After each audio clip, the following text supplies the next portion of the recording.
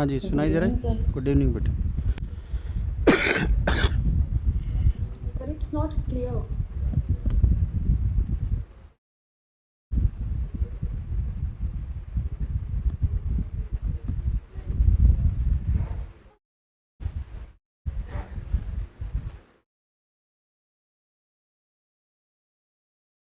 अभी दिखाई दे रहा है आपको? Yes, sir. Yes, sir. वो ब्लैक बैकग्राउंड था इसलिए ऐसा लग रहा था।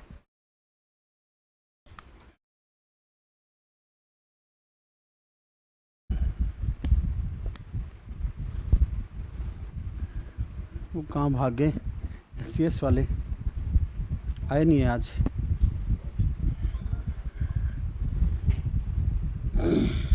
वो दोपहर को कह रहे थे छुट्टी दे दो सर।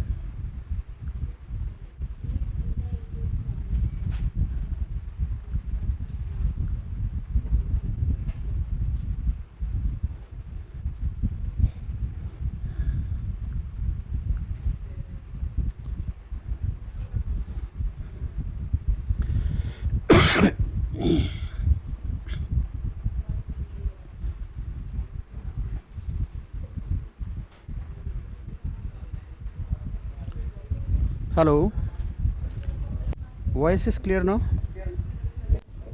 Yes, sir. ठीक है ठीक है Yes, जी। sir. चलिए, कल बेटा डाइजेस्टिव सिस्टम हम कर रहे थे, नहीं? डाइजेस्टिव सिस्टम बायो में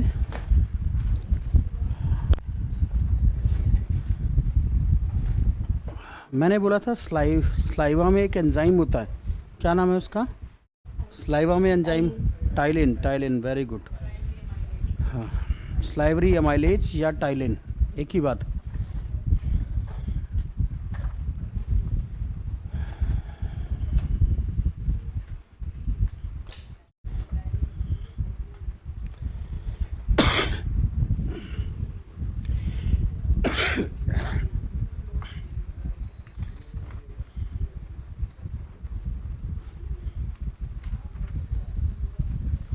मैंने हार्डेस्ट सब्सटेंस भी बताया था कि हमारी बॉडी में हार्डेस्ट सब्सटेंस है, क्या नाम है उसका? इनेमल। जिससे पूछा जाए बेटा वही बताएगा, ठीक है? आप बताइए वकील साहब, हाँ, कितने टाइप के टीथ होते हैं?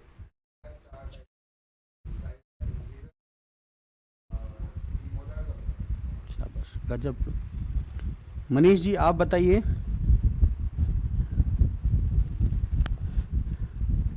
एंजाइम की कोई एक करेक्टरिस्टिक बता दीजिए, कोई भी एक करेक्टरिस्टिक एंजाइम की बता दीजिए।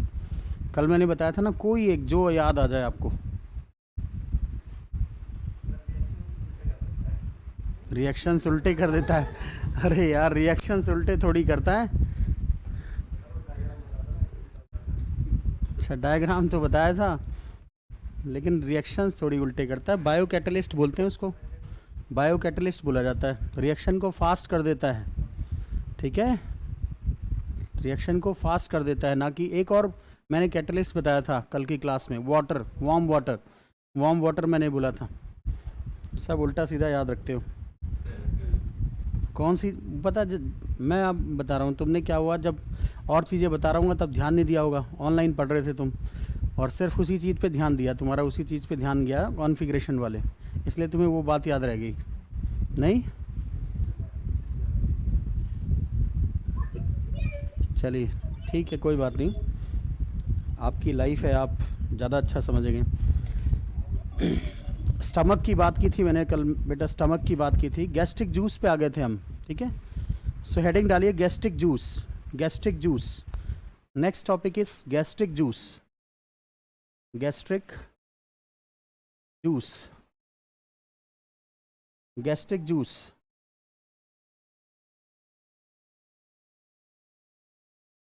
गैस्ट्रिक जूस, सो लिखिए। कहाँ गया करनाल वाला बेचारा, बीमार हो गया? गैस्ट्रिक जूस देखिए बेटा, कलरलेस। गैस्ट्रिक जूस क्या होता है? कलरलेस होता है, हाईली एसिडिक लिक्विड। इसकी प्रॉपर्टी याद रखिए गैस्ट्रिक जूस की, colourless, colourless. Second, highly acidic,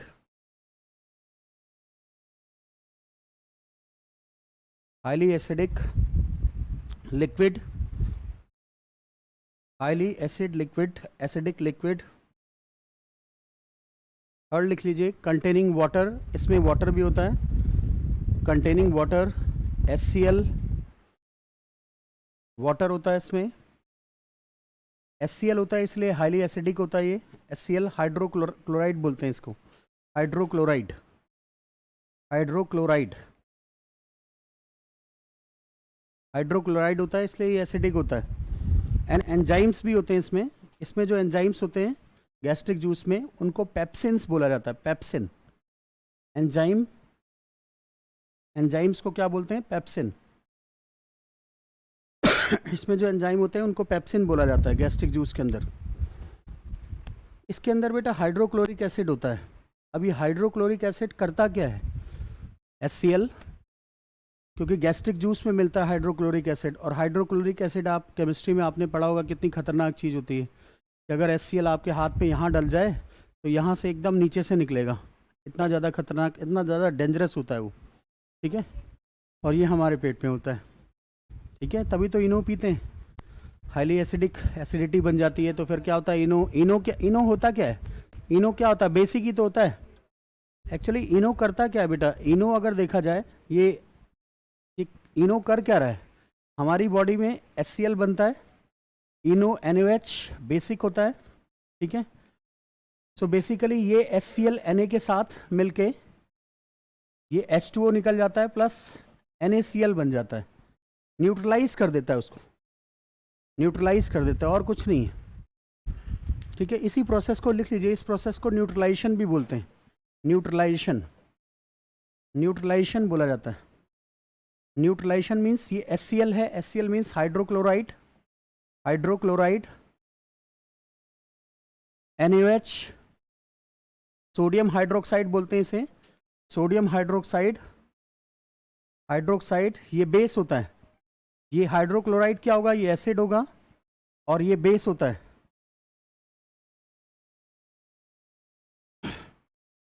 सिरका जानते हैं, सिरका विनेगर, कौन सा एसिड होता है उसमें, एसिटिक एसिड। विनेगर, विनेगर में कौन सा एसिड होता है, एसिटिक एसिड। ये जो ततैया जानते हैं, ततैया काट लेता है तो कौन सा एसिड होता है, जब काटता है तो कौन सा एसिड आता है, फॉर्मिक एसिड, फॉर्मिक एसिड। जो इरिटेशन होने लग जाती है ना तो वो किसकी वजह से होता है, फॉर्मिक एसिड की वजह से होता है, फॉर्मिक एसिड, ठीक है। तो ये सब एग्जांपल याद रखना, ये क्वेश्चन पेपर में आ जाते हैं। जब ततैया काटता है तो वो कौन सा एसिड होता है, फॉर्मिक एसिड होता है। विनेगर में कौन सा एसिड होता है, एसिडिक एसिड होता है। लेमन, लेमन में कौन सा एसिड होता है, citric acid, citric acid. Lemon में सिट्रिक एसिड, सिट्रिक एसिड होता है, ठीक है। सिट्रिक एसिड वो बेटा कुछ नहीं होता, वो खामा खा वाली बात होती है, वो कुछ नहीं होता, वैसे ही टाइम पास वाली। हाँ खुजली, वो बस क्या होता है बेटा, उसका डंक वंक लग जाए वो हट जाता है और कुछ नहीं है, बस और कुछ नहीं होता वो। ऐसे तो बेटा सोने से पहले लोहे का चाकू नीचे रख लो, सपने नहीं आते भूत प्रेत के, पता नहीं क्या क्या है, वो अलग चीज़ें हैं, वो साइंस नहीं देखी। हाइड्रोक्लोराइड प्लस आपका सोडियम हाइड्रोक्साइड, ये हाइड्रोक्लोराइड क्या एसिड है, ये बेस है, और ये वाटर, ये क्या बन जाएगा, वाटर बन जाएगा, और ये सॉल्ट बन जाएगा, सॉल्ट, सॉल्ट। NaCl क्या होता है, सॉल्ट होता है, सोडियम क्लोराइड बोलते हैं, NaCl इज ए सॉल्ट। ये बेटा हरियाणवी कौन है,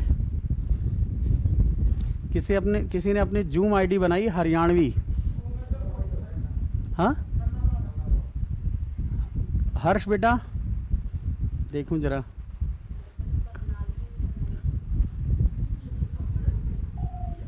हेलो हेलो, हाँ जू बेटा हरियाणवी कौन है, करनाल, अच्छा आवाज़ ही नहीं आ रही, चलो कोई बात नहीं, अपना अपना स्पीकर बंद कर लीजिए बेटा। सो इसको न्यूट्रलाइजेशन बोलते हैं, जब एक एसिड एक बेस के साथ रिएक्ट करता है तो न्यूट्रलाइजेशन होता है, सॉल्ट फॉर्मेशन होता है, ठीक है। न्यूट्रलाइजेशन प्रोसेस में हमेशा याद रखना, एसिड बेस के साथ रिएक्ट करता है और क्या बनता है, सॉल्ट बनता है, सॉल्ट, ठीक है। सॉल्ट, NaCl क्या है, सॉल्ट है, सोडियम क्लोराइड बोलते हैं उसे, ठीक है, और वाटर निकल जाता है, तो कोई ऐसी दिक्कत ही नहीं है इसमें, इसको बोलते हैं न्यूट्रलाइजेशन, ठीक है। देखिए हमारे स्टमक में गैस्ट्रिक जूस रिलीज होता है और गैस्ट्रिक जूस में HCl होता है। HCl मतलब एसिड होता है। हेडिंग डालिए functions of hydrochloride, hydrochloric acid, functions of hydrochloric acid. आखिर ये करता क्या है? Functions of hydrochloric acid, hydrochloric acid, इसके क्या फंक्शंस होते हैं? Functions of number 1, first function देखिए, एसिड है तो जो भी जर्म्स होते हैं जो फूड के थ्रू हमारी बॉडी में जाते हैं उन सबको मार देता है। सो फर्स्ट लिखिए kills any germ, kills any germs which may have, kills any germs which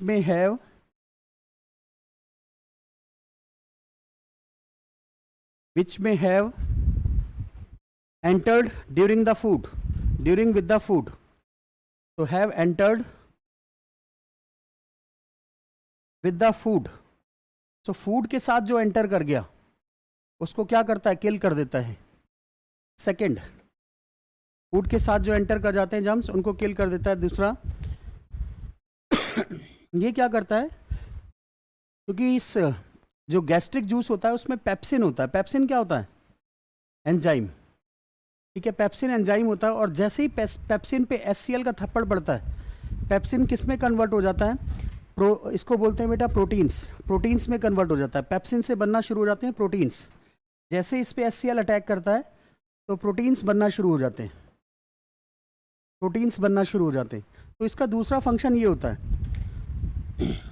ठीक है, प्रोटीन्स बनना शुरू हो जाते हैं।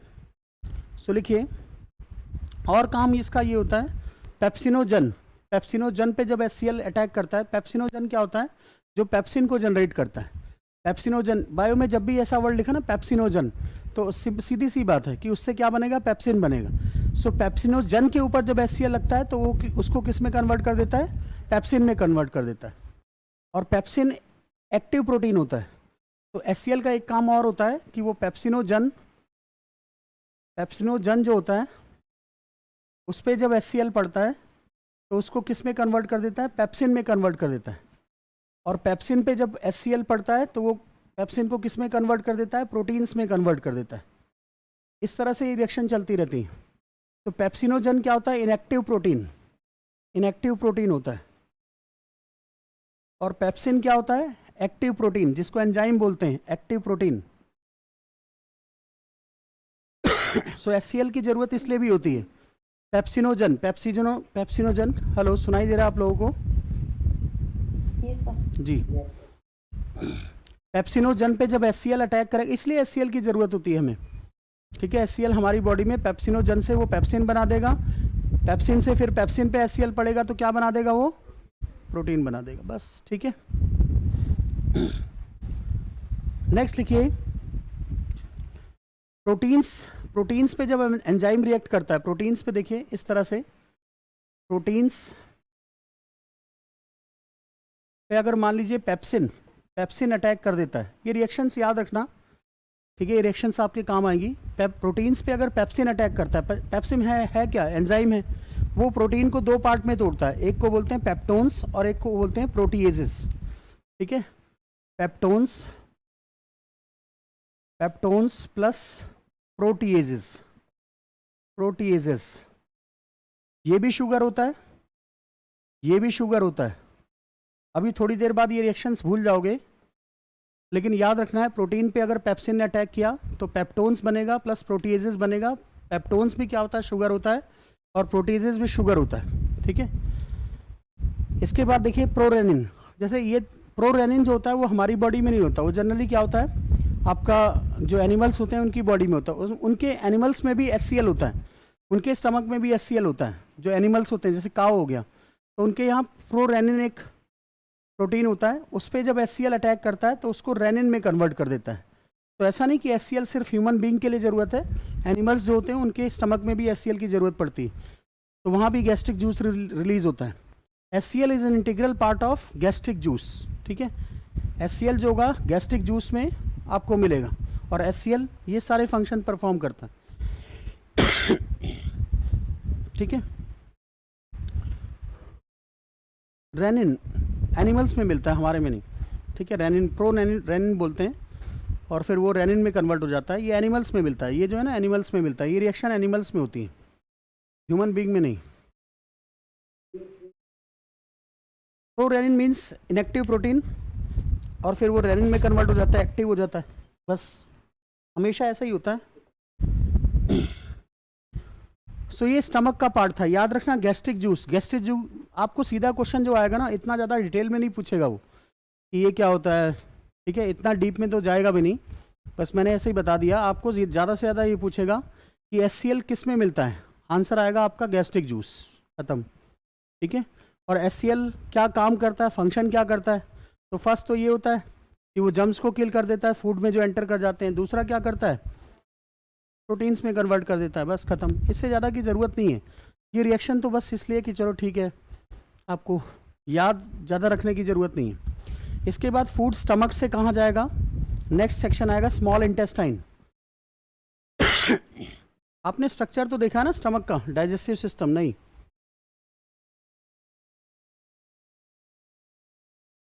स्मॉल इंटेस्टाइन और लार्ज इंटेस्टाइन।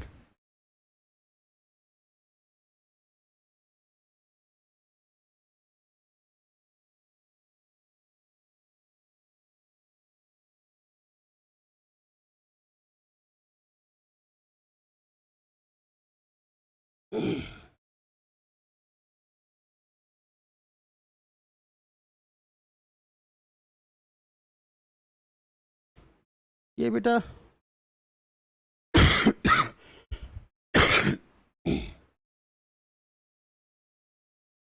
ये देखिए, माउथ, बक्कल कैविटी, फिर स्लाइवरी ग्लैंड, फिर एसोफेगस, आपका liver, gall bladder, stomach, stomach आ गया ये।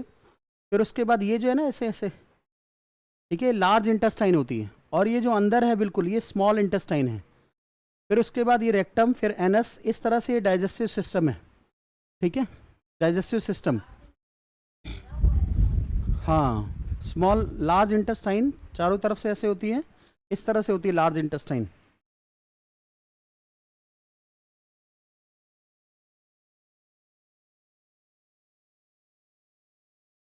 ये लार्ज इंटेस्टाइन है, और फिर इसके अंदर ऐसे स्मॉल इंटेस्टाइन होती है, चाउमीन जैसी, ठीक है, ये इस तरह से, मैगी या चाउमीन जो भी मानना है मान लो, उस तरह से होती है, ठीक है। तो देखिए स्मॉल इंटेस्टाइन, हेडिंग डालिए स्मॉल इंटेस्टाइन। इसके 3 रीजन्स होते हैं बेटा, there are 3 sub regions. Number 1 duodenum, ये गंदे गंदे नाम है लेकिन याद तो करने पड़ेंगे। ड्यूडेनम 3 पार्ट्स, ठीक है, 3 लिख लीजिए। It has 3 sub regions, duodenum, jejunum, second is jejunum, jejunum, third is ileum. First is duodenum, duodenum, second is jejunum, third is ileum. ये 3 पार्ट होते हैं,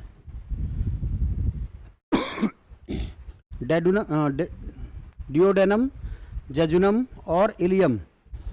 अब देखिए इनर लाइनिंग ऑफ इलियम लिख लीजिए। इलियम का जो इनर लाइनिंग होता है ना, इसी के अंदर बेटा स्मॉल इंटेस्टाइन के अंदर, उसके अंदर ऐसे जैसे हेयर लाइक स्ट्रक्चर होता है। तो इलियम के अंदर अगर कोई फूड पार्टिकल जाएगा ना इस तरह से, मान लीजिए फूड पार्टिकल है, ये सब अंदर का पार्ट है, मतलब इंटेस्टाइन के अंदर। तो ये जो हेयर लाइक स्ट्रक्चर होते हैं ना, ये इसको ऐसे ऐसे ऐसे मूव कराने के काम आते हैं, ऐसे ऐसे ऐसे मूव कराते हैं, मूवमेंट के लिए काम आते हैं।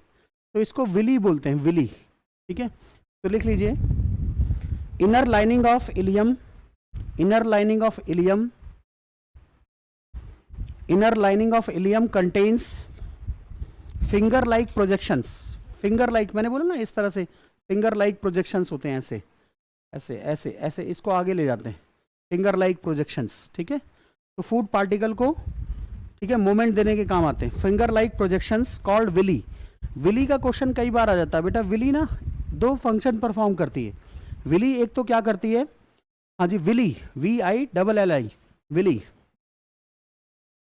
इसके 2 फंक्शन होते हैं। एक तो मूवमेंट देना फूड पार्टिकल को ऐसे ऐसे, दूसरा क्या होता है, फूड पार्टिकल में जो न्यूट्रिएंट्स होते हैं उसको एब्जॉर्ब भी करती, एब्जॉर्ब भी करती। तो 2 फंक्शन है, हेडिंग डालिए functions of villi. Functions of villi, ये क्वेश्चन कई बार आ जाता है कि स्मॉल इंटेस्टाइन में जो विली होता है उसका काम क्या होता है। तो फर्स्ट लिखिए functions of villi. Functions of villi, number 1, helps in movement of food, helps in movement of food inside ileum. Ileum क्या है? स्मॉल इंटेस्टाइन के अंदर वाला पार्ट है, ठीक है। लेयरिंग होती है बेटा, ड्यूडेनम, ऐसे समझिए एक तरह से। ये मान लीजिए पाइप है, इसमें बाहर वाला ड्यूडेनम, फिर जुजेनम, फिर अंदर का इलियम, ऐसे समझिए 3 लेयरिंग होती। So helps in movement of food, it helps in movement of food inside ileum and also absorbs the digested food, and also absorbs the digested food. तो विली याद रखना, ये क्या करता है? फूड पार्टिकल को मूवमेंट भी कराता है, plus also absorbs the digestive food, digested food को एब्जॉर्ब भी करता है विली। विली। इसके बाद लिखिए inside the small intestine, inside, नहीं आगे नेक्स्ट पॉइंट लिखिए, बस ये हो गया, विली खत्म, एक ही फंक्शन, 2 फंक्शन है इसके। नेक्स्ट पैराग्राफ लिखिए inside the small intestine both digestion, digestion भी होता है और एब्जॉर्प्शन भी होता है। Both digestion and absorption, absorption takes place. Both digestion, digestion भी होता है और एब्जॉर्प्शन भी होता है, दोनों चीजें होती हैं, डाइजेशन भी होता है, एब्जॉर्प्शन भी होता है। एब्जॉर्प्शन टेक्स स्मॉल डाइजेशन के बाद क्या बोला?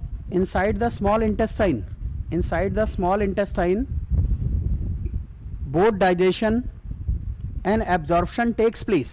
digestion भी होता है, absorption भी होता है। लिखिए small intestine receive 2 digestive juices, small intestine receive 2 digestive juices। small intestine में 2 digestive juices होते हैं। नंबर 1, एक तो होता है बाइल, सुना होगा आपने बाइल, एक होता है बाइल, BILE, बाइल बोलते हैं। सेकंड लिखिए pancreatic juice, pancreatic juice, second is pancreatic juice. तो 2 जूसेस होते हैं इसमें, एक तो ये होता है, दूसरा क्या होता है? Pancreatic juice.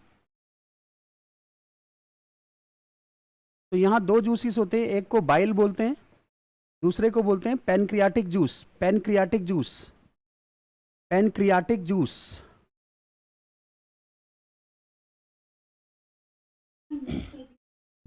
हाँ जी, म्यूट कर दीजिए सर अदर्स को। हाँ एक मिनट।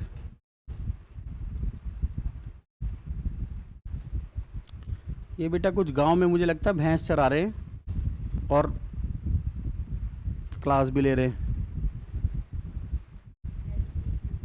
हैं जी।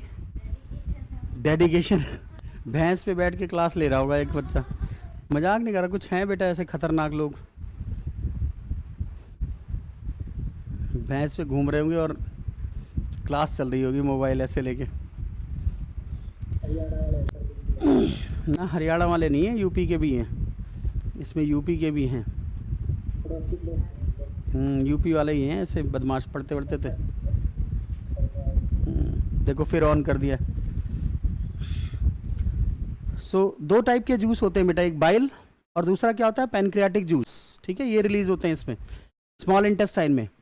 ये याद रखना बेटा, स्मॉल इंटेस्टाइन में कई बार ऐसे ही क्वेश्चन आता है कौन कौन से जूस रिलीज होते हैं। तो आंसर क्या होगा? बाइल एंड पैनक्रियाटिक जूस, बस खत्म, ठीक है। सो लिखिए फंक्शन ऑफ स्मॉल इंटेस्टाइन,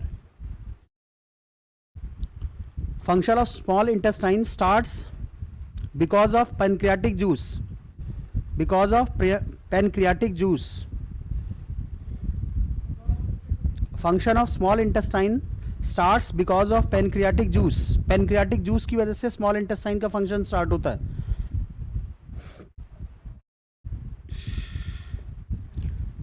बेटा जहां पे भी एज लग जाए, कल मैंने बताया था, जहां पे भी एज लग जाए, ASE लग जाए, वो क्या हो जाता है? एंजाइम हो जाता है, ठीक है। सो देखिए होता क्या है इसमें, रिएक्शंस देखिए।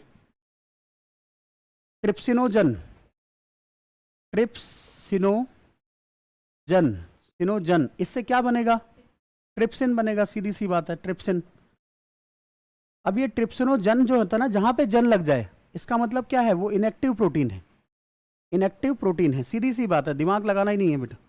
जन लग गया मतलब इनएक्टिव प्रोटीन है, और फिर उसका जो बाई प्रोडक्ट आएगा वो क्या हो जाएगा, एक्टिव प्रोटीन हो जाएगा, एक्टिव प्रोटीन।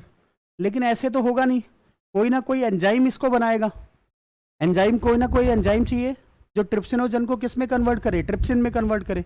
तो एंजाइम का नाम याद रखिए, इंटरकाइनेज, इंटरकाइनेज, इंटरकाइनेज। कई बार ऐसे क्वेश्चन आ जाते हैं कि ट्रिप्सिनोजन को ट्रिप्सिन में कौन कन्वर्ट करता है, इंटरकाइनेज। बस खत्म।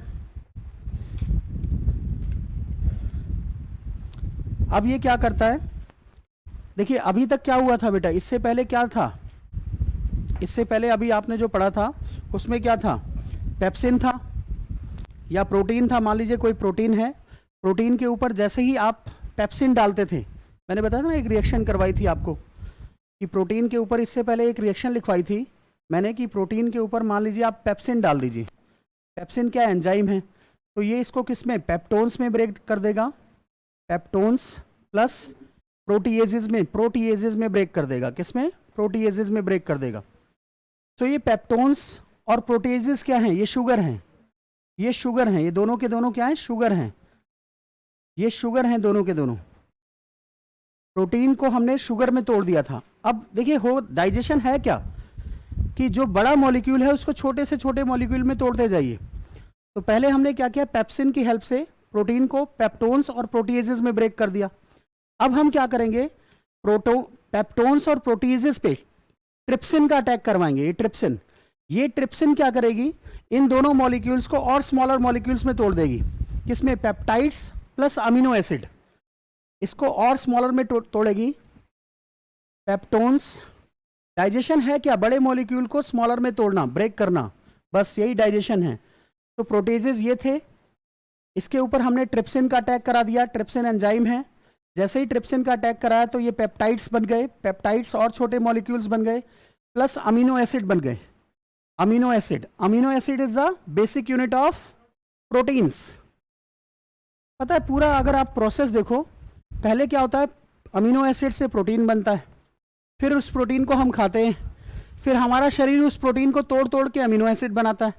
मतलब चल क्या रहा है, वो साइकिल ही चल रही है। पहले क्या होता है, छोटे छोटे मॉलिक्यूल क्या बनते हैं, कार्बोहाइड्रेट बनते, फिर हम उसको कंज्यूम करते हैं, हमारी बॉडी क्या करती है, उन कार्बोहाइड्रेट को उसके कॉन्स्टिट्यूएंट पार्ट में तोड़ देती। सो डाइजेशन है क्या, कि लार्जर मॉलिक्यूल्स को हम, कॉम्प्लेक्स मॉलिक्यूल्स को हम कंज्यूम करते हैं और हमारा डाइजेस्टिव सिस्टम उसको सिंपलर मॉलिक्यूल्स में ब्रेक कर देता है, यही डाइजेशन है। क्लियर हो गया, सेम यही प्रोसेस डाइजेशन है और कुछ नहीं है। हाँ ये भी शुगर है, पेप्टोन्स और प्रोटीजेस भी शुगर है। फिर ट्रिप्सिन इस पे अटैक करता है, ट्रिप्सिन तो खुद भी एंजाइम है ना, एंजाइम है, फिर उसके बाद पेप्टाइड्स बनाता है प्लस अमीनो एसिड बनाता है। अब ये कैसे बनाता है बेटा, उसको छोड़ दो, बस ये रिएक्शंस। हाँ हाँ जी, खाना ही तो है, खाने से तोड़ तोड़ के ये सब बन रहे हैं और क्या। इसके बाद देखिए, फिर जो बचा कुचा स्टार्च होता है ना, स्टार्च जो स्मॉल इंटेस्टाइन में जो बच जाता है। देखिए स्मॉल इंटेस्टाइन में मैंने बोला दो चीज़ें होती हैं, डाइजेशन भी होता है, एब्जॉर्प्शन भी होता है। सो जो स्टार्च स्मॉल इंटेस्टाइन तक पहुंच जाता है, उस स्टार्च को स्मॉल इंटेस्टाइन क्या करती है, अगर लेफ्ट ओवर स्टार्च होता है उसमें एक अमाइलेज एंजाइम होता है, अमाइलेज, इसका नाम लिख लीजिए, अमाइलेज। वो उसको किस में, माल्टोज में कन्वर्ट कर देता है, माल्टोज में। जो बचा हुआ स्टार्च होता है, लेफ्ट ओवर स्टार्च, उसको किस में कन्वर्ट कर देता है, माल्टोज में कन्वर्ट कर देता है। माल्टोज अपने आप में बहुत कॉम्प्लेक्स मॉलिक्यूल होता है, स्टार्च भी कॉम्प्लेक्स होता है, माल्टोज भी कॉम्प्लेक्स होता है। फिर उसके बाद देखिए अब फैटी एसिड भी पहुंचेगा, स्मॉल इंटेस्टाइन में फैटी एसिड भी पहुंचेगा। फैटी एसिड को क्या करते हैं, फैटी एसिड ये भी कॉम्प्लेक्स मॉलिक्यूल है। फैटी एसिड, स्मॉल इंटेस्टाइन में एक एंजाइम होता है जिसका नाम है स्टेप्सिन्स, बोलते हैं स्टेप्सिन्स, STEAP, स्टेप्सिन्स। ये स्टेप्सिन इस फैटी एसिड को क्या करेगा, फैटी एसिड के टुकड़े कर देगा, फैटी एसिड के टुकड़े करेगा और ग्लिसरॉल में तोड़ेगा, ग्लीसिरोल प्लस कुछ फैटी एसिड बना देगा, स्मॉल फैटी एसिड बना देगा। वो कॉम्प्लेक्स था, ये थोड़ा सा सिंपलर बना देगा, ग्लिसरॉल प्लस फैटी एसिड, स्टेप्सिन्स। इस तरह से देख रहे हैं बेटा, स्मॉल इंटेस्टाइन में हो क्या रहा है, लार्जर मॉलिक्यूल स्मॉलर मॉलिक्यूल में टूट रहा है, डाइजेशन हो रहा है। ठीक है, लिखिए inside the small intestine, inside the small intestine after completion of this process ये सब तोड़ तोड़ के बेटा जो कॉम्प्लेक्स मॉलिक्यूल से स्मॉलर में आ गए, उसके बाद क्या होता है, this process small intestine secrets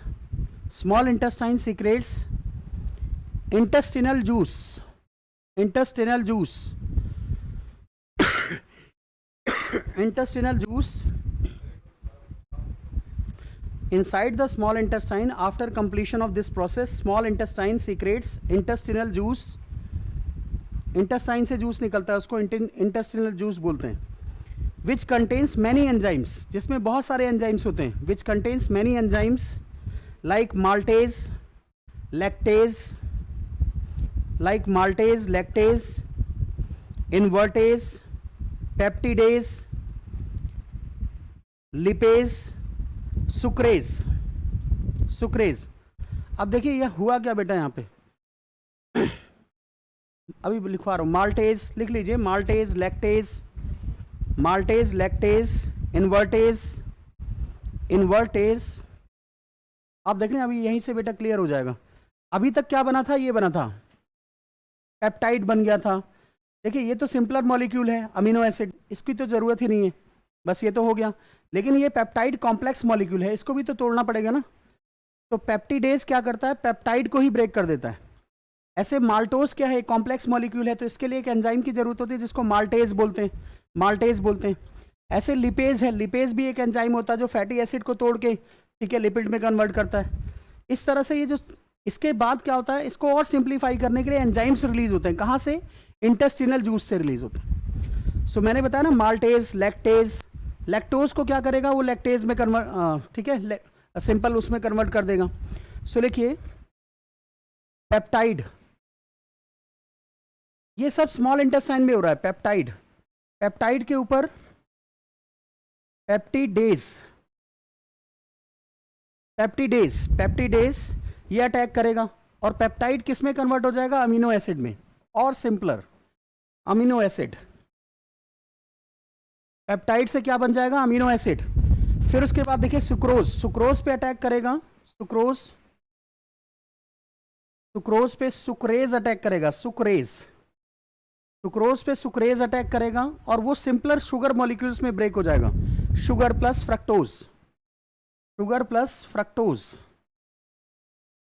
fructose. ये बेटा ये क्वेश्चन ना कई बार आया हुआ है कि सुक्रोज किसमें ब्रेक डाउन होता है, इसको नोट कर लीजिए, ये इंपॉर्टेंट है. सुक्रोज पे अगर सुक्रेज अटैक करेगा तो शुगर प्लस फ्रक्टोज बन जाएगा, ठीक है. इसके बाद माल्टोज पे देखिए, माल्टोज पे अगर माल्टेज अटैक कर दे, माल्टेज, तो ये ग्लूकोज बन जाता है. क्या बन जाएगा, ग्लूकोज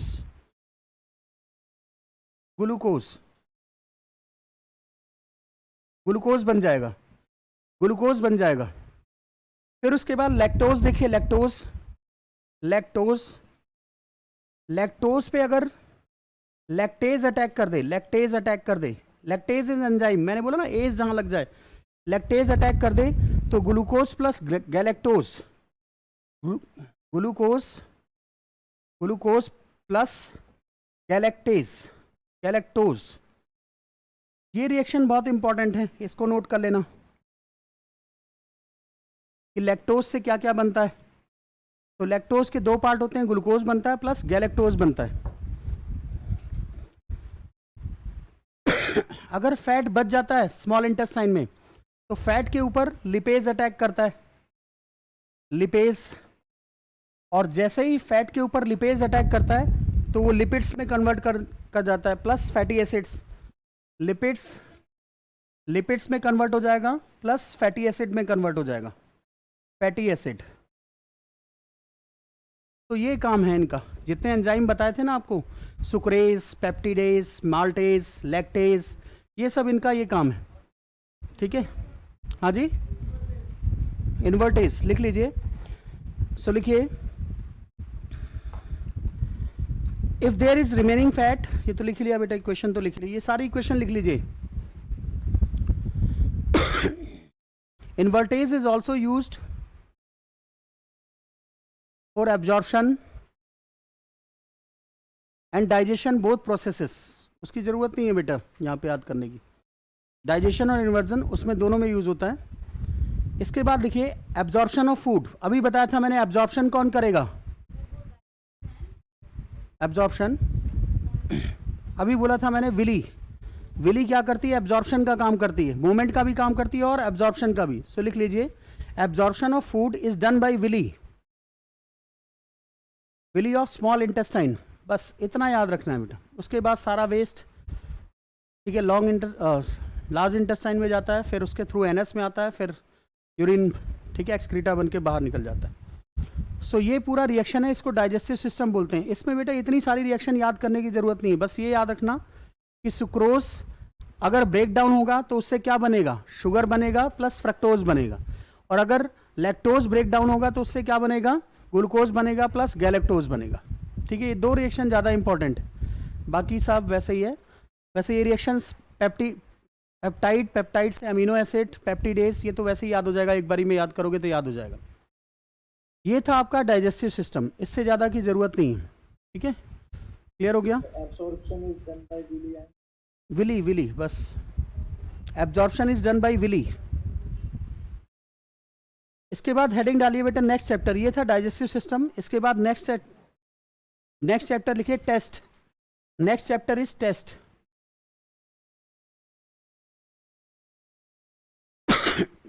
टेस्ट बोलते हैं, टेस्ट देखिए, जैसे स्टार्च कैसे पता चलेगा बेटा इसमें स्टार्च है, या कैसे पता चलेगा इसमें शुगर है, शुगर का टेस्ट कैसे होता है, स्टार्च का टेस्ट कैसे होता है। ठीक है, इन सब के टेस्ट होते हैं ना, अलग अलग टेस्ट किए जाते हैं। तो क्या कंपाउंड हम डालते हैं जिससे पता चल जाता है कि स्टार्च है इसमें। ठीक है, तो लिखिए test for starch, test for starch,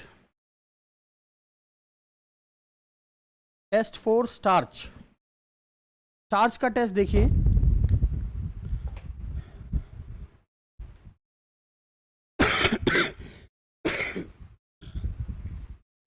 देखिए for testing iodine solution, for testing starch iodine solution is used. Iodine solution, इसके लिए स्टार्च टेस्ट के लिए हम क्या करते हैं, आयोडीन सॉल्यूशन यूज करते हैं। वो सिर्फ आपसे ये पूछेगा स्टार्च टेस्ट के लिए आप करते क्या हो, तो आंसर होगा आयोडीन सॉल्यूशन। और आयोडीन सॉल्यूशन होता क्या है, आयोडीन सॉल्यूशन में लिख लीजिए 1 gram iodine, 1 gram iodine plus 1 gram potassium iodide, 1 gram potassium iodide, potassium iodide KI बोलते हैं उसे, potassium iodide, potassium iodide, potassium iodide plus 100 millilitre of water, plus 100 millilitre of water, 100 millilitre of water. बस इसको बोलते हैं iodine solution. मतलब क्या, एक बीकर लीजिए, उसमें 100 मिलीलीटर वाटर डालिए, 100 मिलीलीटर 1 ग्राम आयोडीन डाल दीजिए और 1 ग्राम पोटेशियम आयोडाइड डाल दीजिए। फिर ये जो सॉल्यूशन बन जाएगा वो सॉल्यूशन क्या होगा, आयोडीन सॉल्यूशन होगा। और मान लीजिए स्टार्च के ऊपर डालोगे, जैसे पोटैटो ले लिया आपने, अब उसके ऊपर ये आयोडीन सॉल्यूशन डाला तो कौन सा कलर आता है, ब्लू। ठीक है, लिख लीजिए if there is a starch in food particle, if there is a starch in food particle, if there is a starch in food particle, it would turn blue black। ऐसे लगता है जैसे किसी ने मार दिया हो। ठीक है, ब्लू ब्लैक टाइप का हो जाता है, मूवीज में दिखाते हैं ना जैसे। ठीक है, सो नील पड़ जाते हैं, हाँ सही बात है, मूवी का नाम लो, बिल्कुल एग्जैक्ट वर्ड। ठीक है, so it would turn blue black after addition of iodine solution, after addition of iodine solution. So अगर मान लीजिए पोटैटो है, उसके ऊपर आप आयोडीन सॉल्यूशन डाल दीजिए और उस पर अगर नील टाइप के पड़ जाएगा, ब्लू ब्लैक कलर आ जाएगा, तो इसका मतलब उसके अंदर स्टार्च है, उसके अंदर स्टार्च है। ये इंडिकेट करेगा कि वो जो फूड मटेरियल है उसमें स्टार्च है। तो ये स्टार्च का टेस्ट होता है, दैट्स इट। सो लिखिए it indicates the presence of starch, it indicates the presence of starch. इस तरह के क्वेश्चन यूपीएससी में आते हैं, पीसीएस में भी आते हैं। ठीक है, iodine plus star iodine solution होता क्या बेटा, iodine plus potassium iodide plus 100 millilitre water, फिर उसके बाद उसकी ड्रॉप डालते जाइए, जिसके ऊपर डाल देंगे अगर वो ब्लू कलर का हो जाएगा तो उसके अंदर स्टार्च है, अगर नहीं होगा तो नहीं होगा, बस खत्म। ठीक है, इसके बाद देखिए टेस्ट फॉर ग्लूकोज, ग्लूकोज का टेस्ट कैसे करते हैं, test for glucose, test for glucose, glucose का टेस्ट कैसे होता है, लिखिए आपने लेबोरेटरी में बेटा बचपन में फेलिंग सॉल्यूशन सुना होगा, फेलिंग सॉल्यूशन सुना ही नहीं, सुना तो होगा 9th-10th में, आपने सुना है बेटा, आप लोगों ने सुना ही नहीं फेलिंग सॉल्यूशन, चलो कोई बात नहीं, आप सुन लो। For testing Fehling solution, FPEH Fehling solution, FEHLING Fehling solution, लिख लीजिए Fehling solution which is blue green, जो खुद ब्लू ग्रीन कलर का होता है Fehling solution. If there is a glucose in food particle, if there is a glucose in food material, it would turn into, Fehling solution का colour change हो जाता है, it would turn into deep brick red colour, deep brick red colour, ईंट का जैसे colour होता है ना वैसे हो जाता है, डीप ब्रिक रेड कलर। सो फेलिंग सॉल्यूशन का कलर क्या हो जाएगा, डीप ब्रिक रेड कलर हो जाएगा। अगर उसमें ग्लूकोज होगा तो कहाँ वो ब्लू, और ब्लू से किस में कन्वर्ट हो गया, रेड कलर में कन्वर्ट हो गया। ठीक है, एक बार क्वेश्चन किसी पेपर में आया था, लिटमस टेस्ट सुना है बेटा, लिटमस टेस्ट, लिटमस पेपर होता है, पता है ना आपको, लिटमस पेपर होता है, बचपन में पढ़ा होगा आपने, सुना होगा। तो उसमें बोला कि लिटमस टेस्ट जो है, लिटमस पेपर क्या करता है, अगर एसिड में डाल देंगे तो क्या हो जाएगा, हाँ जी, अगर मान लीजिए कोई लिटमस पेपर है, उसको आपने एसिड में डाल दिया, क्या होगा, रेड कलर का हो जाएगा बेटा, रेड कलर का हो जाएगा। और अगर बेस में डाल दिया तो ब्लू कलर का हो जाएगा, ब्लू कलर का हो जाएगा। तो ये क्वेश्चन आया हुआ है बेटा, लिटमस टेस्ट, उसको लिटमस टेस्ट बोलते हैं। अभी लिखवा दूंगा, पहले ये लिख लीजिए फेलिंग सॉल्यूशन, सिंपल सा क्वेश्चन है, 6th क्लास का क्वेश्चन है ये, 6th क्लास का साइंस का क्वेश्चन है कि लिटमस टेस्ट को अगर यूज़ करेंगे तो अगर एसिड सॉल्यूशन में लिटमस पेपर डाल दिया तो उसका कलर क्या हो जाएगा। ठीक है, एसिड में डालोगे तो क्या हो जाएगा, ब्लू से रेड हो जाएगा, रेड कलर का हो जाएगा, और अगर बेस में डाल दिया तो वो क्या हो जाएगा, ब्लू कलर का हो जाएगा, बस। ठीक है, पहले ये लिख लीजिए टेस्ट फॉर ग्लूकोज, सुना तो होगा ना लिटमस पेपर, नहीं सुना, हाँ सुना हुआ है ना बचपन में। चलिए फॉर देखिए, for testing Fehling solution which is blue green in colour and if there is a glucose in food material it would turn into deep brick red colour. This test is use for testing sugar in urine. इस test को बेटा urine test जो होता है ना, उसमें sugar find out करने के लिए किया जाता है। This test is use for testing sugar in urine of diabetic patient, of diabetic patient. So ये याद रखना कि बेटा डायबिटिक पेशेंट में शुगर को फाइंड आउट करने के लिए फेलिंग सॉल्यूशन यूज़ किया जाता है।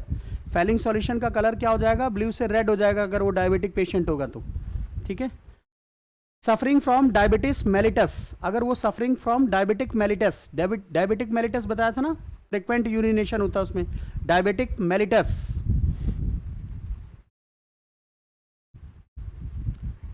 लेकिन मान लीजिए बेटा जो शुगर केन में शुगर मिलता है, शुगर केन में कौन सा शुगर मिलता है, सुक्रोज, सुक्रोज मिलता है, सुक्रोज मिलता है शुगर केन में, सुक्रोज शुगर मिलता है। अगर उसको फेलिंग सॉल्यूशन में डालो तो वो टेस्ट नहीं देता, वो कुछ नहीं करता।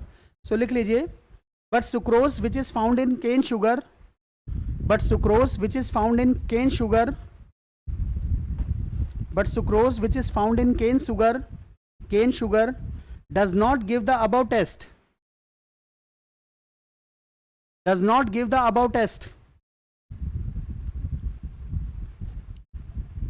until it has been boiled, until it has been boiled with the hydrochloric acid, until it has been boiled with hydrochloric acid and neutralized with sodium bicarbonate and neutralized with sodium bicarbonate।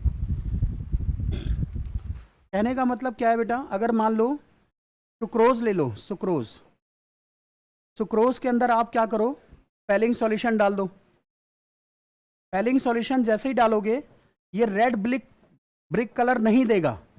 फिर उसके बाद आपको क्या करना पड़ेगा, इसको इन दोनों solution के अंदर फेलिंग सॉल्यूशन डालने के बाद, सुक्रोज के अंदर जब आपने फेलिंग सॉल्यूशन डाल दिया उसके बाद भी वो टेस्ट नहीं देगा। फिर आपको क्या करना पड़ेगा, HCl डालना पड़ेगा, और ये डाइल्यूट होना चाहिए, बहुत एसिडिक नहीं होना चाहिए। HCl डालना पड़ेगा, hydrochloric acid plus sodium bicarbonate. इसको क्या बोलते हैं बेटा, सोडियम बाइकार्बोनेट को? सोडियम बाइकार्बोनेट देखा है आप लोगों ने? सोडियम बाइकार्बोनेट देखा है, नहीं देखा? देखा है? कहाँ, लैब में देखा है सोडियम बाइकार्बोनेट? बेटा बेकिंग सोडा होता है, बेकिंग सोडा घरों में यूज़ करते हैं हम लोग, वाइट कलर का। हाँ, केक में यूज़ किया जाता है बेकिंग सोडा, इसी को बोलते हैं। सोडियम बाइकार्बोनेट को लिख लीजिए, बेकिंग सोडा। पता चला बेटा, बेकिंग सोडा लिखा हुआ आ गया, बोले क्या बोलते हैं इसको, पता ही नहीं है। सोडियम बाइकार्बोनेट, सोडियम बाइकार्बोनेट, ठीक है। सो पहले सुक्रोज के अंदर फेलिंग सॉल्यूशन डालेंगे, तब भी वो टेस्ट नहीं देगा। फिर उसके अंदर HCl डालेंगे, फिर उसके ऊपर क्या डालेंगे, बेकिंग सोडा डालेंगे। फिर उसके बाद वो अपना रंग दिखाएगा।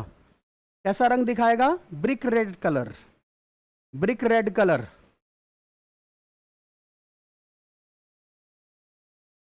तब पता चलेगा कि इसमें सुक्रोज है। इतना करने के बाद पता चलेगा कि इसमें सुक्रोज है।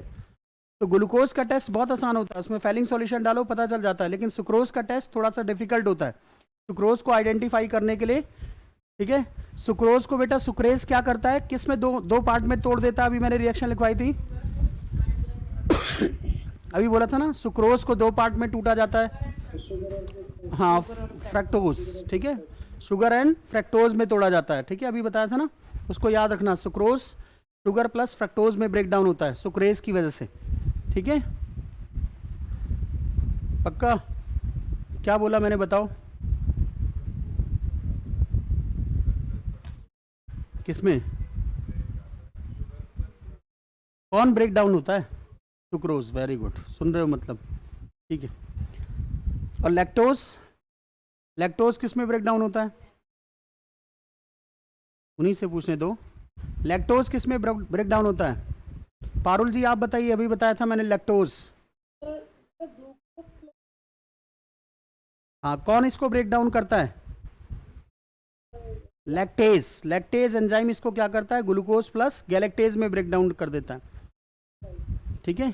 माल्टोज, माल्टोज को आप बताओ बेटा पीछे, माल्टोज, माल्टोज पे अगर माल्टेज एंजाइम अटैक करता है तो क्या बनता है, ग्लूकोज बनता है, वेरी गुड। प्रोरेनिन पे अगर HCl अटैक कर दे तो क्या बनता है, रेनिन, ठीक है। तो ये याद रखना बेटा, ये सब चीज़ें रिएक्शंस जो है ना मैंने बताई थी, याद रखना। नेक्स्ट देखिए, सो ये टेस्ट था किसका, टेस्ट फॉर ग्लूकोज और सुक्रोज, दोनों का टेस्ट हो गया। सुक्रोज के टेस्ट में क्या करना है, जिसमें भी सुक्रोज है उस सुक्रोज वाले आइटम में पहले क्या करो, फेलिंग सॉल्यूशन डालो, फेलिंग सॉल्यूशन। फेलिंग सॉल्यूशन डालने के बाद क्या करो, उसमें HCl डाल दो, ठीक है। फिर उसमें सोडियम बाइकार्बोनेट डाल दो, और फिर उसके बाद उसका कलर क्या आ जाएगा, ब्रिक रेड कलर आ जाएगा। और अगर ब्रिक रेड कलर आ गया तो इसका मतलब क्या है, वो बस, ठीक है, मतलब क्या है, उसमें सुक्रोज है, डायबिटिक नहीं है नालायक, सुक्रोज है उसमें। हाँ, सुक्रोज, सुक्रोज बोलते हैं उसको, ठीक है। नेक्स्ट देखिए, टेस्ट फॉर प्रोटीन, प्रोटीन के लिए टेस्ट क्या होता है, नेक्स्ट लिखिए, test for protein, test for protein, test for protein, test for protein, protein test लिखिए।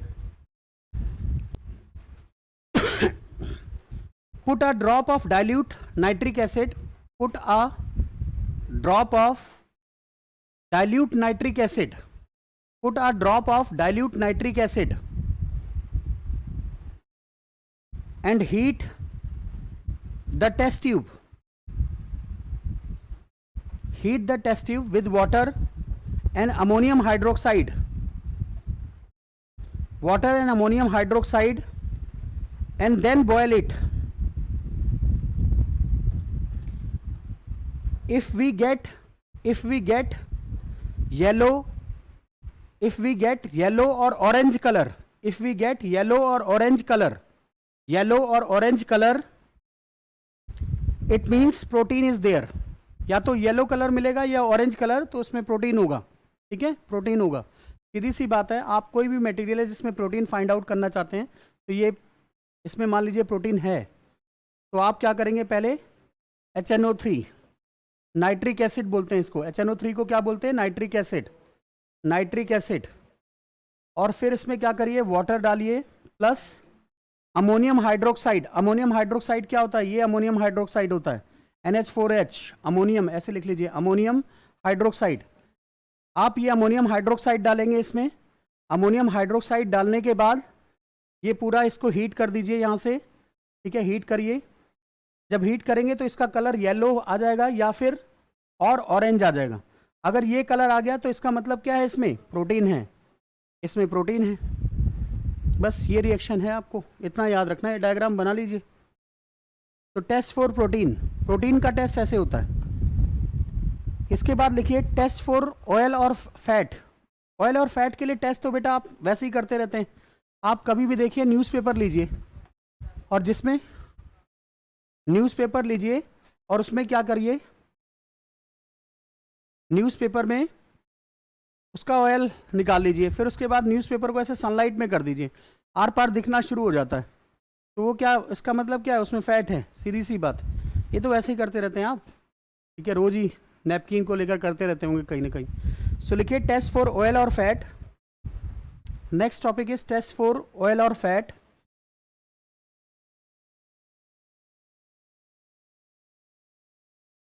और fat,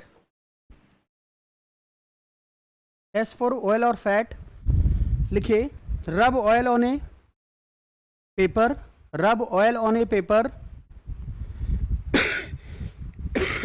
if paper becomes translucent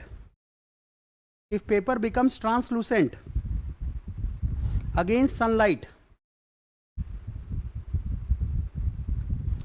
there is a fat present.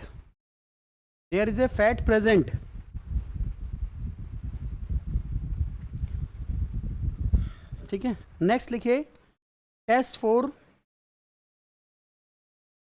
For water के लिए टेस्ट कैसे करेंगे. इसके लिए बेटा एक पेपर आता है, टेस्ट फॉर वाटर. लिखिए take cobalt chloride paper. Cobalt chloride एक पेपर आता है, कोबाल्ट क्लोराइड पेपर बोलते हैं उसको. कोबाल्ट क्लोराइड पेपर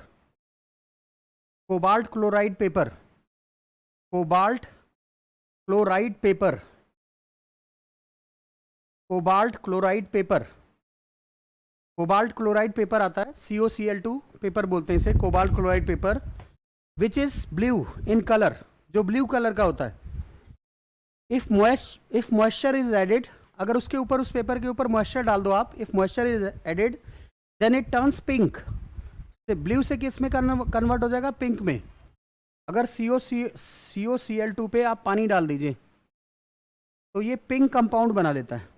वैसे ये ब्लू कलर का होता है, ब्लू कलर का. ठीक है, अच्छा एक बात बताइए, जो लैपटॉप बैग होते हैं उनके अंदर एक पुड़िया सी होती है, क्या होता है वो, क्या होता क्या है वो, खाने के लिए देते हैं क्या लैपटॉप के साथ कि खा जाना आराम से. हाँ अच्छा ठीक है, मॉइस्चर अब्जॉर्ब होता है. वेरी गुड, ये बात तो सही बोल दी आपने. तो इलेक्ट्रॉनिक्स के सामान को, इसका मतलब है इलेक्ट्रॉनिक्स का जो सामान होता है उसमें मॉइस्चर बहुत दिक्कत करती है. इलेक्ट्रॉनिक्स का जो भी सामान होगा उसमें मॉइस्चर बहुत प्रॉब्लम क्रिएट करती है. ठीक है, कभी भी देखना बेटा, आप कहीं पे भी ना अगर नदी किनारे रहते हैं और वहाँ आपका कंप्यूटर है तो मॉइस्चर बहुत ज़्यादा होता है, जल्दी ख़राब हो जाता है. ठीक है, जैसे मुखर्जी नगर में रहते थे तो मुखर्जी नगर में ना एक गंगा नदी है, वहाँ बेटा गंगा नहीं है, नाला है वो. ठीक है, मुखर्जी नगर में नाला है जहाँ हम रहते थे. तो जब तैयारी करते थे तो वहाँ एक नेहरू विहार के पास ना, एक नेहरू विहार के पास नेहरू नाला है. उस नाले को क्रॉस करके नेहरू विहार में जाना पड़ता है मुखर्जी नगर से. तो वहाँ लैपटॉप हर 3 साल 4 साल बाद ख़राब हो जाते थे. ठीक है, ख़राब हो जाते हैं. यहाँ भी बेटा यहाँ जो है एनवायरनमेंट, यहाँ भी बहुत अच्छा एनवायरनमेंट नहीं है. यहाँ भी आसपास एक क्या बोलते हैं उसको, वाटर को क्लीन करने के लिए ना बहुत सारे इंडस्ट्रीज़ बनी हुई हैं, तो उसकी वजह से भी बहुत सारी चीज़ें गैसेज रिलीज होती हैं, जिसकी वजह से ये जो इलेक्ट्रॉनिक इक्विपमेंट होते हैं गुड़गांव में जल्दी ख़राब हो जाते हैं। ठीक है, तो ये उसमें बेटा सिलिका जेल होता है। ऐसे सब्सटेंस जो वाटर को एब्जॉर्ब करते हैं उनको हम बोलते हैं हाइग्रोस्कोपिक। लिखिए बेटा एक ये भी टॉपिक लिखिए लीजिए, हाइग्रोस्कोपिक। हाइग्रोस्कोपिक, हाइग्रोस्कोपिक का मतलब होता है जो वाटर को एब्जॉर्ब करते हैं। तो हाइग्रोस्कोपिक लिखिए, the substance which absorb water vapour from the environment, water vapour और मॉइस्चर लिख लेना बगल में, और moisture from environment are called hygroscopic, are called hygroscopic, are called hygroscopic, hygroscopic बोला जाता है। फॉर एग्जाम्पल सिलिका जेल जो लैपटॉप बैग में होता है, सिलिका जेल। और बता सकते हैं कोई और बता दें? वाटर बॉटल में होता है इसको। जैसे बेटा ये सॉल्ट होता है ना, सॉल्ट, नमक, नमक को बाहर रख दीजिए आप,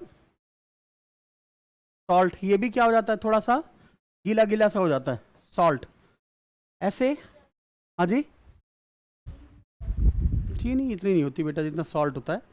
इसके बाद देखिए ऐसे ही वॉशिंग पाउडर भी हो जाता है, washing powder,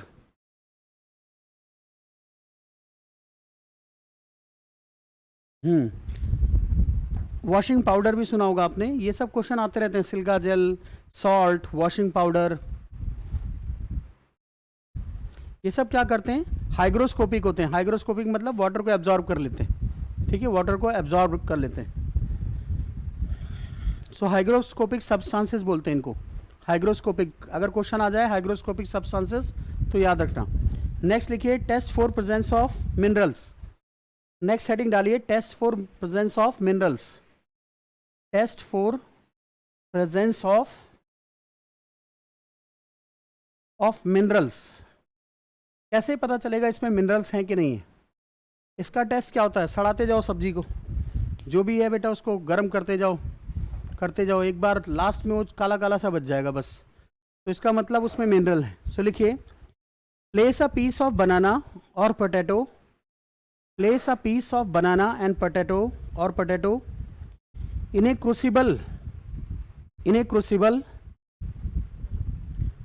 and heat it till in a crucible, CRU, कढ़ाई उड़ाई नहीं होती, crucible,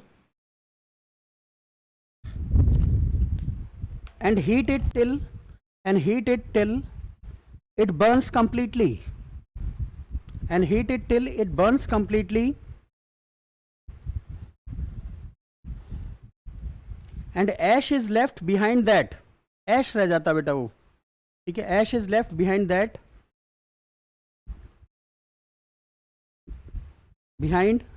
does not burn. This shows that ash is mineral, जो काला काला बच जाता है वो क्या होता है, मिनरल होता है। ठीक है, हाँ जी, सब मिनरल तो सभी में होते हैं बेटा। ठीक है, सो ये टेस्ट था। इसके बाद देखिए नेक्स्ट टेस्ट लिखिए लिटमस टेस्ट।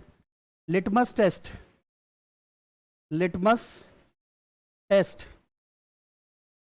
टेस्ट क्या करता है, एसिड के ऊपर क्या हो जाएगा, रेड हो जाएगा, और अगर बेस के ऊपर होगा तो क्या हो जाएगा, ब्लू हो जाएगा।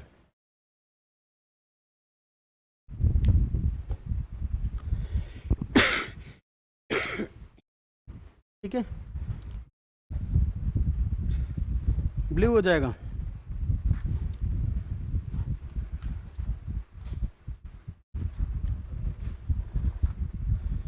इसके बाद नेक्स्ट लिखिए, नेक्स्ट हेडिंग डालिए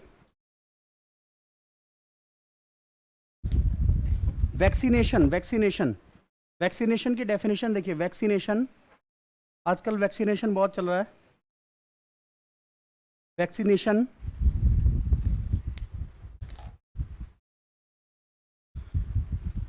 वैसे एक बात बताइए, जो पोलियो का होता है, पोलियो का ड्रॉप पीते हैं वो क्या होता है,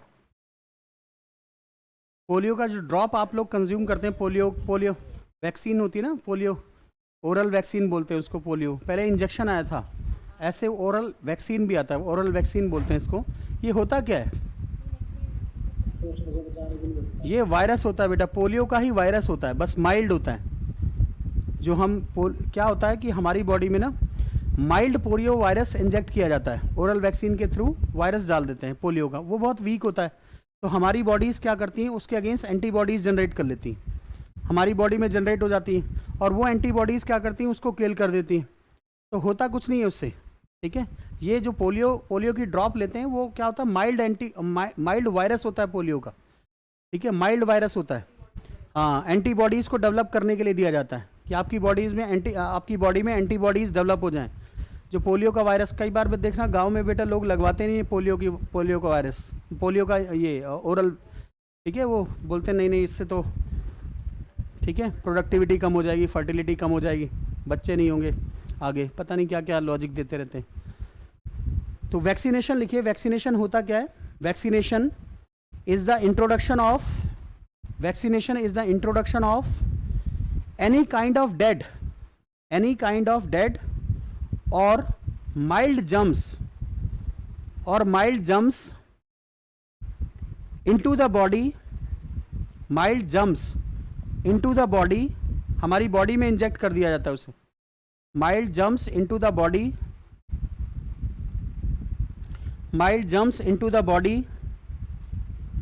of a living being, into the body of a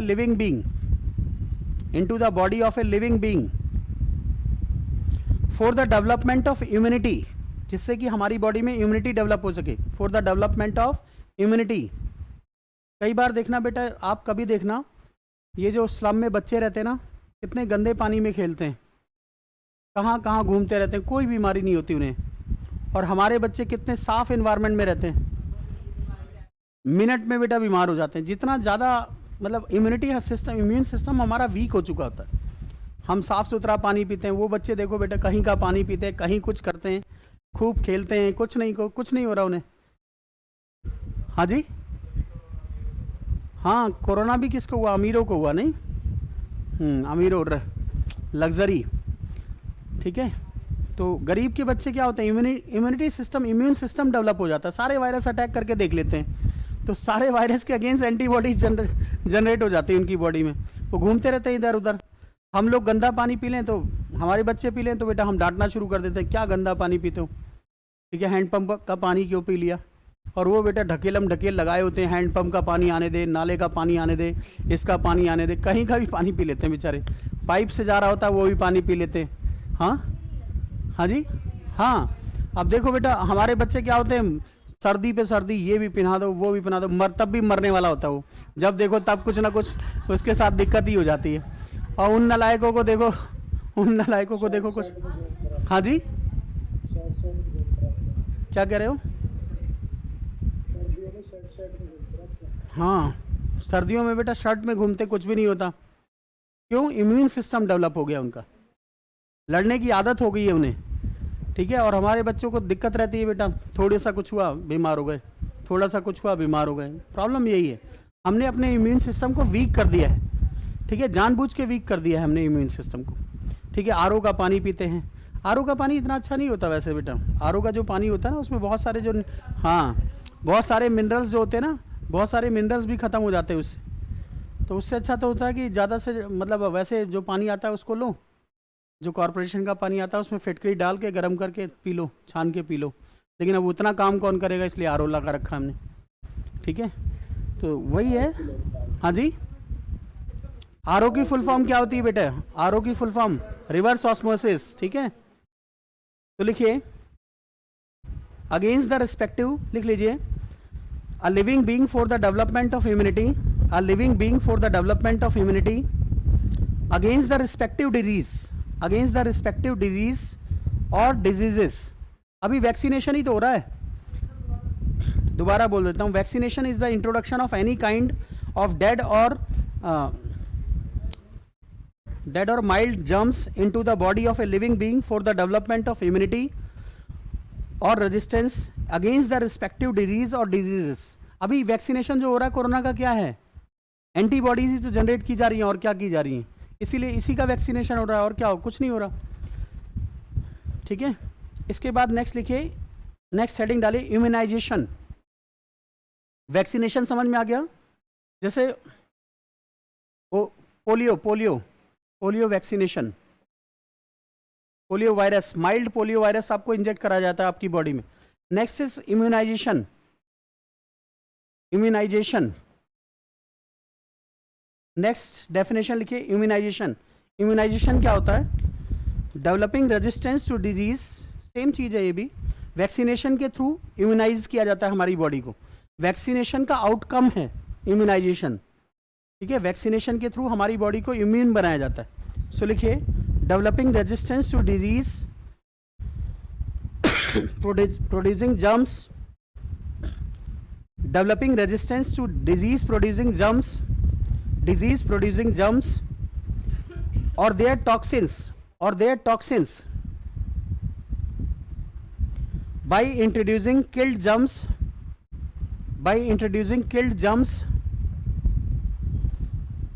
or germ substances to induce the production of specific antibodies,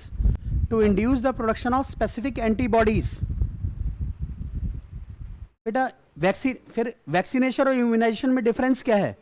difference लिख लीजिए, immunization is the consequence of vaccination, immunization is the consequence of vaccination, immunization is the consequence मतलब result, immunization is the result of vaccination. दोनों में difference ये है बस, और कुछ नहीं। Immunization is the consequence of vaccination, consequence of vaccination, consequence of vaccination।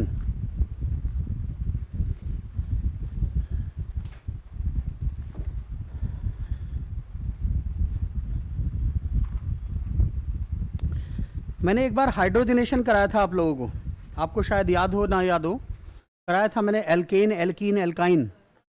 ठीक है, हाँ मैंने बोला था एल्केन, एल्केन, एल्कीन, जिससे पूछूंगा वही बताएंगे बेटा, एल्कीन और एल्काइन जिनसे पूछा जाएगा। स्वाति जी आप बताइएगा, एल्केन का जनरल फार्मूला क्या होता है? वेरी गुड, सब मत बताइए, सबका नंबर आएगा। CnH2n+2। एल्कीन का जनरल फार्मूला क्या होता है? CnH2n। एल्काइन का जनरल फार्मूला क्या होता है? CnH2n-2। ये जनरल फार्मूला, ये सीधा क्वेश्चन आ गया है। ठीक है, कि एल्केन का जनरल फार्मूला बताए, एल्कीन का बताइए, एल्काइन का। एल्केन में क्या होता है? Single bond. एल्कीन में क्या होता है? Double bond. एल्काइन में क्या होता है? Triple bond. तो जहां पे इसको सिंगल बॉन्ड वाले को क्या बोलते हैं? Saturated hydrocarbon. याद आ रहा होगा मैंने बताया था, सैचुरेटेड हाइड्रोकार्बन, सैचुरेटेड हाइड्रोकार्बन। ठीक है, इसको क्या बोलते हैं? Unsaturated hydrocarbon, unsaturated hydrocarbon, hydrocarbon, hydrocarbon. और ट्रिपल बॉन्ड को क्या बोलते हैं? इसको भी बोलते हैं unsaturated hydrocarbon, unsaturated hydrocarbon, hydrocarbon. मैंने एक प्रोसेस लिखवाई थी आपको, हाइड्रोजनेशन। लिख लीजिए, hydrogenation is a process of conversion of unsaturated hydrocarbon into saturated hydrocarbon, hydrogenation. इसको नोट कर लीजिए पहले। एल्केन का जनरल फार्मूला इस बार जो टेस्ट होगा बायो में उसमें जरूर आएगा ये क्वेश्चन। एल्केन का general formula CnH2n+2 and alkene का CnH2n twice of n, alkyne का CnH2n-2। ठीक है, ये हिमाचल प्रदेश PCS में कई बार पूछा है नालायकों ने। ठीक है, एल्केन, एल्कीन, एल्काइन। ठीक है,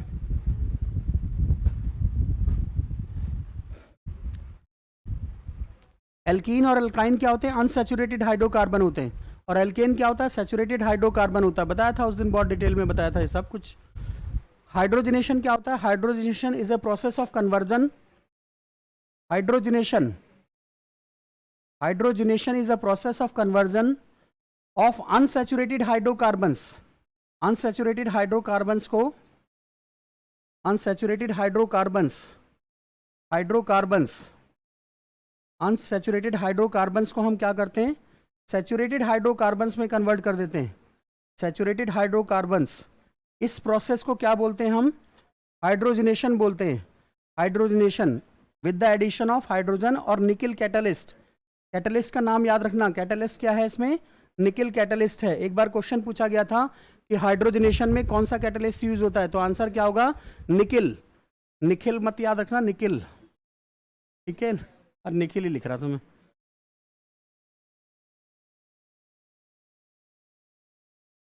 निकिल। हाँ जी, NI। हाँ बेटा, अब ऐसे याद रख लेना, कोई बात नहीं, आसान रहेगा, याद रहेगा निखिल के नाम से। हाँ, निखिल चला गया कहाँ? अच्छा चलो कोई बात नहीं। हाइड्रोजनेशन, ठीक है, हाइड्रोजनेशन लिख लीजिए। अनसैचुरेटेड हाइड्रोकार्बन को सैचुरेटेड हाइड्रोकार्बन में कन्वर्ट करता है, निकिल कैटलिस्ट बोलते हैं। निकिल ऐसे वैसे ऐसे तो नहीं लिखा जाता, स्पेलिंग अलग होती है इसकी, NICKEL।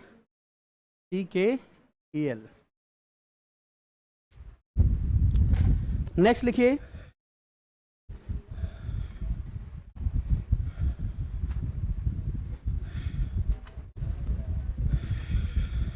ऑक्सीटोसिन करा दिया था ना मैंने? हाँ ठीक है।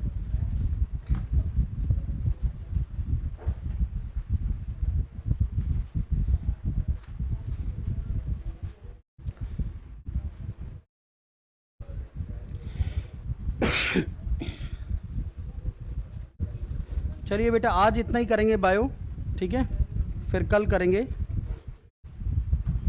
ठीक है।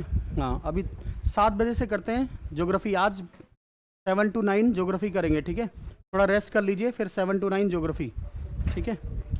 चलिए 7 to 9 ज्योग्राफी करेंगे अभी, ठीक है।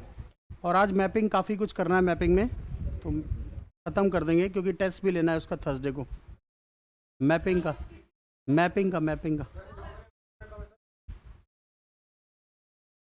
अभी बता रहा हूँ बेटा, बता दूंगा, अभी आ जाएगा व्हाट्सएप पे आज ही।